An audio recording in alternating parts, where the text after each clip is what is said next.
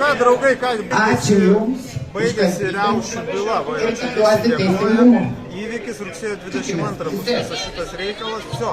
3-4 metus kankino. Čia žinokit, kaip giminės susidraugavo. Čia matot, šnekamas toj padėko žodžiai Paryžius.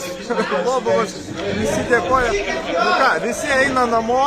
O aš iš tikrųjų, nu ką, šiandien neina kalbėt, pažiūrėkit, kas čia daros. Visi jaučiasi tarsi mokyklą pabaigė.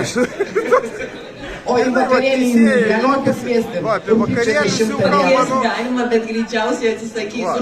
Net teisėjai į vakarėlį pakvietė išsivaizduot, kas čia dedasi. Toks jausmas. 4 metus atsėdėjo, nu tas pats, kas bakalaurą tokį pabaigti, 4 metai.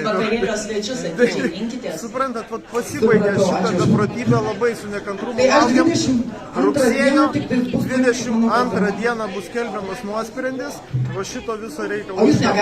O aš, kaip ir jau sakiau, šiandien lygiai mėnesis, kaip mane kalėjime laiko neteisėtai ir toliau laikys neteisėtai. Šiandien yra lygiai 30 dienų, kaip mane va čia, va, kaip laiko. Turėjo paleisti pagal įstatymą, bet to nepadarė.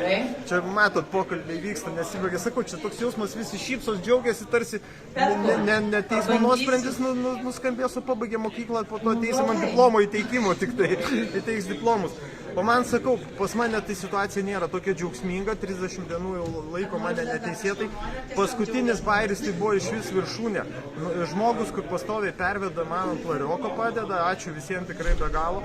Pervedinė iš Peiseros, įsivaizduokit, Peisera grąžino jam pinigus ir pradėjo klausinėti, iš kur mane pažįsta, įsivaizduojat. Ant larioko. Visą savaitę sėdėjau be larioko, valgyti negalėjau nusipirkti, tas sušiktą košę turėjau kažkokią valgyti.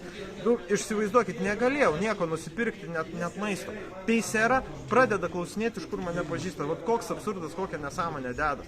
Tai va, tai karas tęsiasi, advokatas Erikas Rugėnius, didžiausia padėka Erikui Rugėniui už visą tai, kad visus tos metus atbuvo čia šitoj riaušių byloj ir už tai, kad jis toliau už mane kariauja ir toliau darė viską, rašo skundus, skundžia instituciją, kad mane kuo greičiau paleistų, nes aš tikrai neteisėtai šiuo metu esu kalėjime. Tai tiek žinių, pasimatysim netrukus, iki.